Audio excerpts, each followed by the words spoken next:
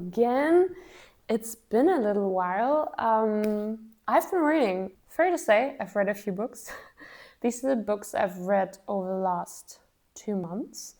And I was on holiday, so I don't know about you, but I don't tend to read as much when I'm on holiday because I just get down doing other things. But yeah, I've read a few good ones, so let's just check them out. Blue Sisters. This one, I read this just before going on holiday. I'm actually so glad I get to finish this one. I annotated quite a bit, though I had to finish the rest on Kindle. So I could not add any more colorful tapes, but I really enjoyed this one actually. We did read this one in the book club, and it's a slightly more heavy topic, so it's not an easy digest in some ways. I think I was the only one of the book club that liked this book. So trigger warning on that. It discusses topics of death, moods, gut violence in there, drug abuse, and some other trauma. So not the easiest one to read.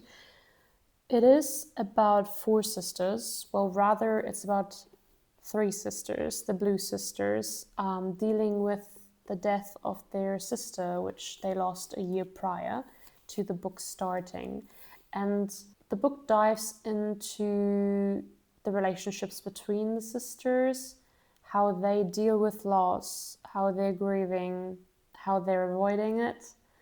It tells you a lot about them as people. It's very emotional in some parts. I think Coco Mellors does a great job at going at the topic of the death of a sibling. Each of the sisters deals with it in their very own unique way, but you feel that they're all struggling and it's hard for them to get out of this downward spiral that they're on since the death, or even before the death of their sister, Nikki. So it's very intriguing to uncover that and figure out what led to the death of their sister as well, because you do get to know more about the tragedy the more you get to know the sisters. And I actually did quite like that while in the beginning we do get to see more of them individually, the longer the story continues, actually we do see how they bond and how the relationships are between the sisters. So I think Mellors done a really great job on that. Even despite the heavy topic, she manages to weave in some very quirky, funny storylines, like scenes between the sisters, just memories of the past as well. So it's been very touching. I'd recommend this one, especially if you do like a little bit of drama. So yeah, I'm actually curious to read Cleopatra and Frankenstein. That's another one of hers. I think that was the debut novel, Cleopatra and Frankenstein, and this is her second. I'm not too sure on that one. But I think I'm going to read the second one as well. Next one, what did I actually read next? Oh, I actually know. So this one, Christina Lauren's Unhoneymooners, this was also on our reading list for the book club. Actually a romance novel, which is good after reading one of the heavier topic ones. I thought this one was actually quite funny. Well, it's a romance novel. I think I've said it before, romance novels are for me mostly palate cleanser because they're very stereotypical. There are some very stereotypic creatures, I wanted to say, characters in this one. There's very likable characters, obviously. There is Olive, who's our main character. She's the lead of the story. And then Ethan, right? So they are the lovers to enemies, other way around. Well, the other thing would be interesting as well, but enemies to lovers, that's that kind of story.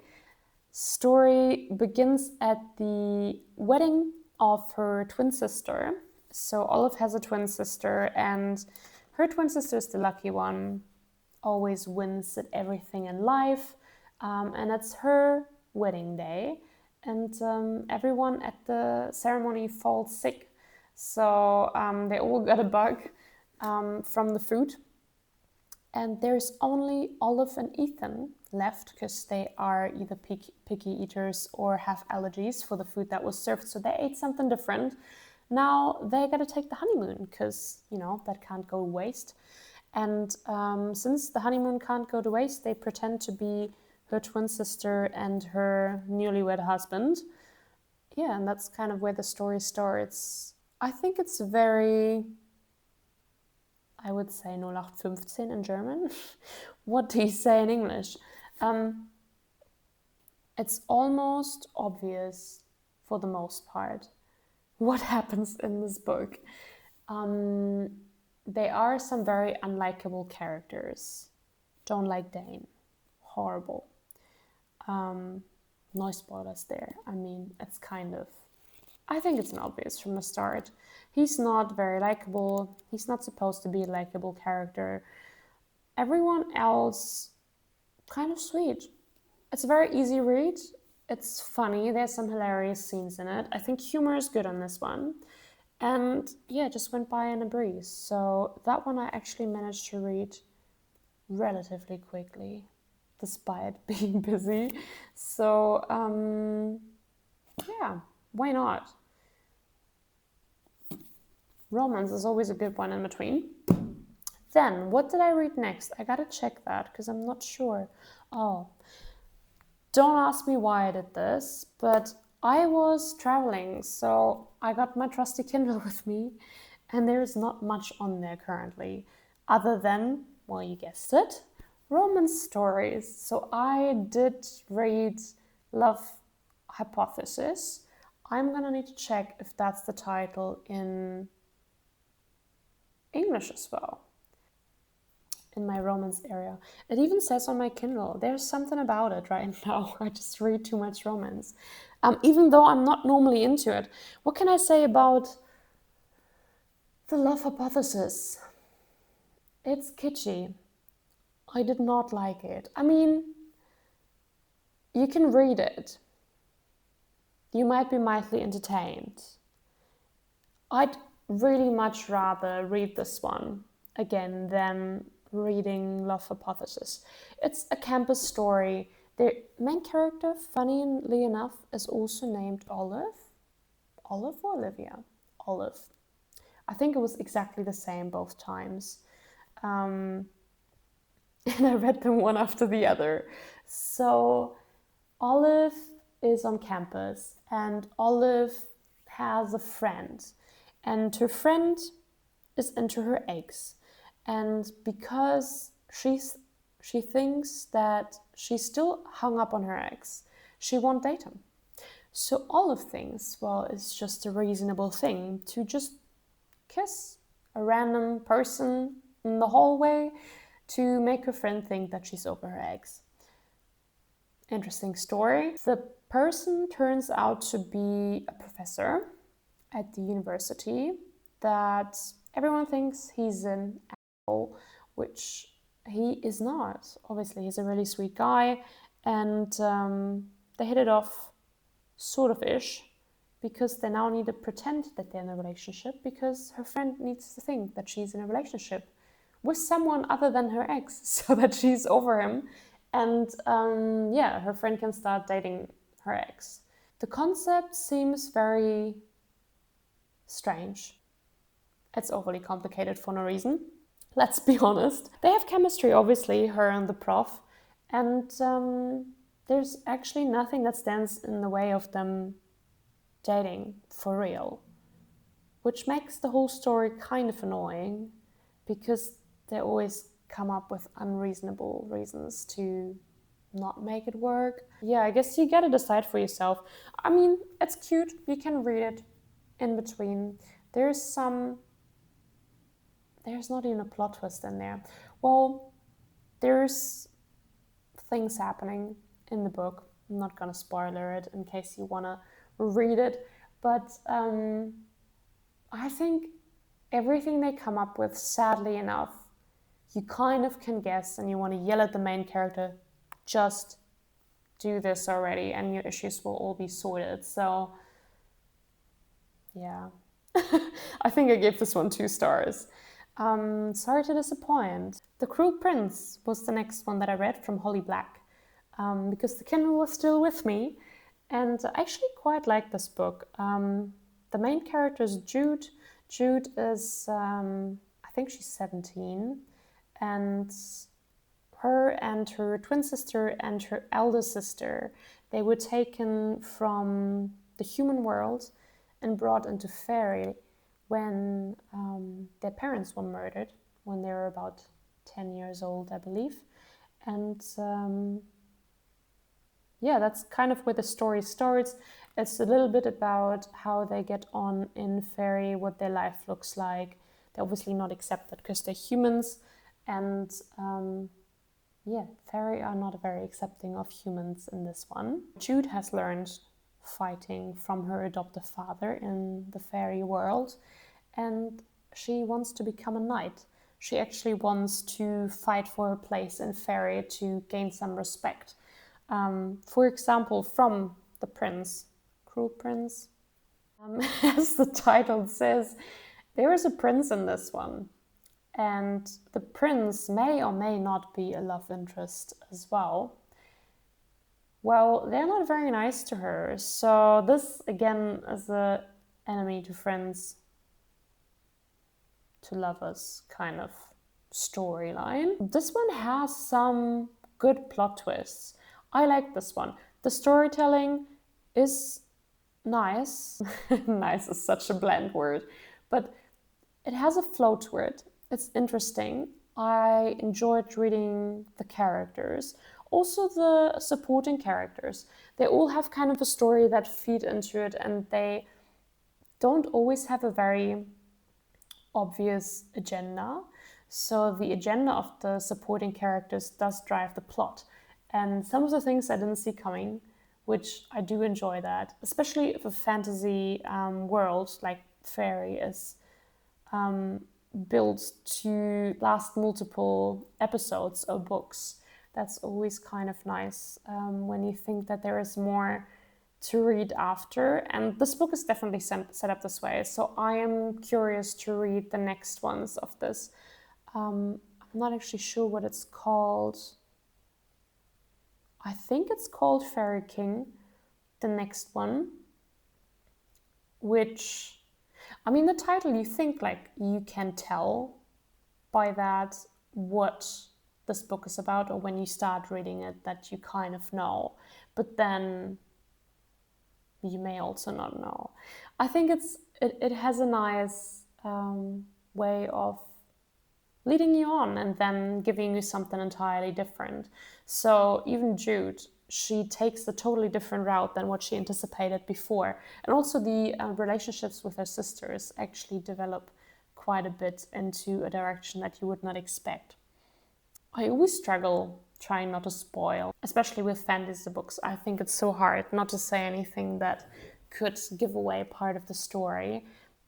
But I will say the ending of this one, kind of unexpected. I mean, you could have probably guessed it at some part, but then I was definitely not headed in the direction it was going. And now it's sort of open-ended to, yeah, what's going to happen in the next one. So that's going to be an interesting read, I feel like. So I'm excited. Let's read the second one. But there's so many more books on my list. I think it has to wait. I don't think there's any time I can spare on reading the second one right now. Yeah, we're gonna see when the second one's coming up. But then maybe I'll review the series if I do end up reading all of them, because I think I might. Yeah, on to the next one. The next one, I'm not sure if you can say I read it, and I thought maybe this could be a fun thing to do as a quest. I think I'll skip that and do a separate video on this, because this is from Greenpeace and it's just called Do Something. And well, I wrote down some of it's basically just giving you ideas what you can do in daily life to improve your life, make yourself live more sustainably, and so it's do something for the environment in little small steps, but also the bigger ones. So I made a neat little list what all I could do from these tips, and I might just go and do them. It's summers now, or about to be, so there's a lot of things you can do in the outdoors or at home to better yourself. So I might do a separate one on this one. Let's do some side quests in life. That was not really a book. It's just something that was on the stack and I haven't reviewed it, so that was in there. On to the next one.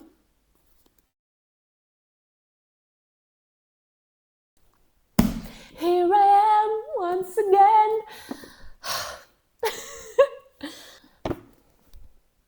That's how I feel like right now. My mic obviously cut out.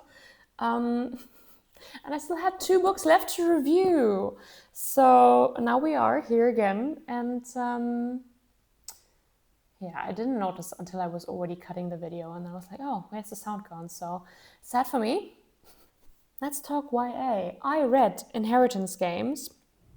I like this one. I mean, I like YA in general, but there's good YA, like really great stuff. Then there's really bad YA. I mean, not really bad. It's just like, obviously, I'm not the target audience because clearly I'm not a young adult. Anyways, I do like the type of story though. So it's kind of a riddle, which I'm a fan of anyways. Main character is Avery, and Avery, she doesn't come from a lot of money. She does inherit a lot of money though, apparently, because there's this one guy, like an older man, that she does not know, or she thinks she does not know, and he's left her his entire fortune, much to the dismay of his family, because they hardly get anything. So now it's up to Avery to find out why does this man want to leave her so much money, and why her, because apparently they haven't met. First of all, mostly there's interesting power dynamics between rich and poor, storytelling, and also when there's a lot of money at stake and people get backstabby and all. And there's mystery in that. It's not a fantasy kind. It is, well, it could happen in this reality that we live in. Much like a murder mystery. If you've read Good Girl's Guide to Murder, I think you might like that one. It's just something about the main character needing to find their way around a situation that they're basically clueless in, but they're really smart, and, you know, we like a smart main character. Why do I put it just in the YA category? I liked it a lot. I have given this 3.5 stars. It has a really good flow to it. You get on with this easily. It's just that I didn't feel like I had to know what's on the next page. It wasn't like I couldn't put this down. It was really easy to get through whenever I picked it up. And I like the style of writing. It just didn't pull me in as much, which, I mean, it's not a bad thing. It's just not winning me over quite as much. So that's why this one's just a 3.5 stars. I'm going to read the other 2 parts of the series, though. There's 2 more. And then maybe I'll have another review of the entire thing, because I think the storyline itself is very interesting. And I like the riddles in it, the way that the old man left the family clues in the house that they're living in all together now, which is also an interesting dynamic between the characters. And the supporting characters, they add to the story, which I always like. Like, they have their own agency, and not all of them are very easy to read. So that is quite interesting for a plot. So yeah, I'd recommend this one. Next, Feuchtgebiete, or in English, Wetlands. This is a German book by a German author, hence I'm reading it in German. Difficult one, highly disturbing. So about this book, it has been a very hard read on me. I have not finished reading this. Let's just put that right out there. I've given this 3 stars though. So that's a bit of a tricky one to explain. How can I rate a book so highly? Or, well, I mean, it is kind of highly for a book that I haven't actually finished.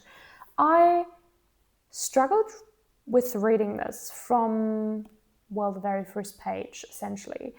Around page 40, I was first considering just not finishing it. And I was like, well, I normally do finish my books, so this would be one of the first ones that I did. Yeah, I can't think of one that I have not finished, except for maybe one of those mandatory ones in school, you know. Anyways, back to this book. There was a scene and I could just not deal with this anymore. So maybe a bit for context. So Helen, her name is Helen, she's 18. It seems like she may have some issues from her childhood to do with hygiene or how she sees her body, maybe a bit of body image issues, or rather shame around female pleasure, intimacy, sexuality, and, well, hygiene. There's hints at her mother and things that her mother has said to her that she's kind of taught her or indoctrined, really just imprinted in her brain for some things that are, well, decent for a girl to do. So I think that's the baseline of it. And then there's all the things that she does to kind of go against the current of what is perceived as normal. So hygiene, or the lack thereof, plays a big role in her life, because she highlights all the ways in which we're told what is supposed to be hygienic and how she likes to go against the current. Well, let's maybe start with the situation that this book starts off with. She shaves and she cuts herself open and that's what lands her in the hospital. And now we get to know a lot about her wound, bodily fluids, everything that kind of involves, sex in the broadest way as well. So we learn a lot about the detailed stuff of what's going on with her surgery. Hemorrhoids, well, she has hemorrhoids, and that's kind of where the issue is. Or where she's cut herself, and it is gross in such a detail that goes beyond the details that I do want to imagine. I'm sure you've read a book where, I want to say, it really gets under your skin in the way that it provides so much detail, that it's so vivid, that you don't need to imagine much, because like it's already happening in your head, because it's like the author's pricking needles at your skin. Like, it's really intense. How do I better describe it? It's really intense. It's like it's so vivid. I can sense the things she's explaining, or I need to shut my eyes while reading it, because it's just so much. I gave it 3 stars because it does that to me. Like, I can connect to that in a way that it's present. I'm very present in the story. Not many books can do that. So I guess in a way it is a healthy discussion on body shaming things, on societal standards, especially telling women like what should be their normal.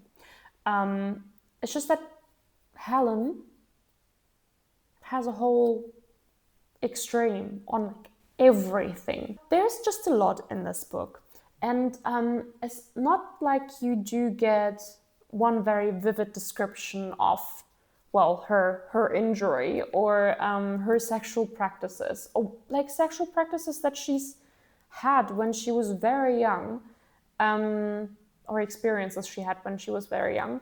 And it's just, there's no breathing space between all of these stories. It just keeps on going and going and going in so much detail. It's invasive.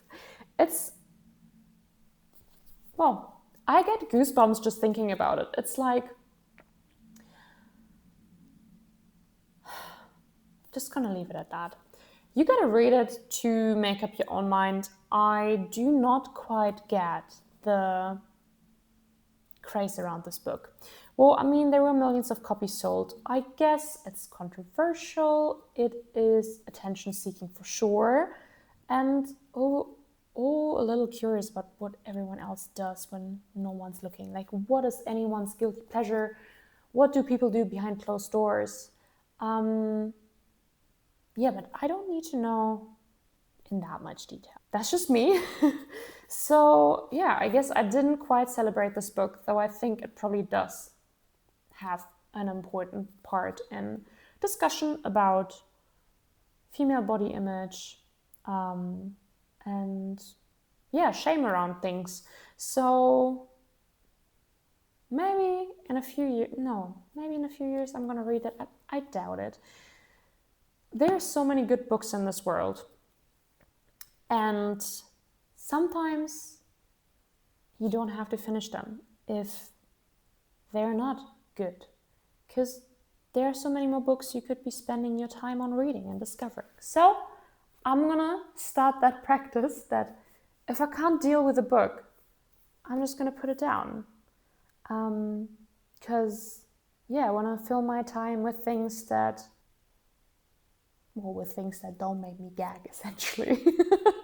Not to say you shouldn't read stuff or expose yourself to stuff that is a little bit outside of your comfort zone, or that is not part of your usual bubble, because I think, when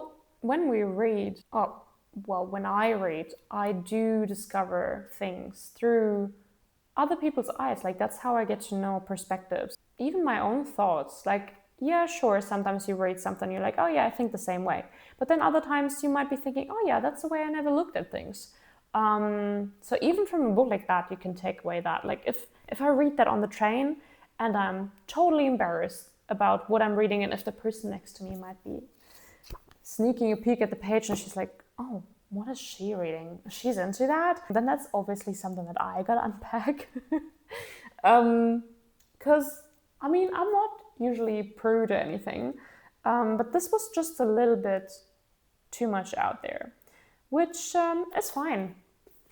We don't need to love everything. That was a long rant on this book that I have not finished, so I'm just gonna put this aside, and I'm not gonna pick any other book today because I'm already reading 2 more books.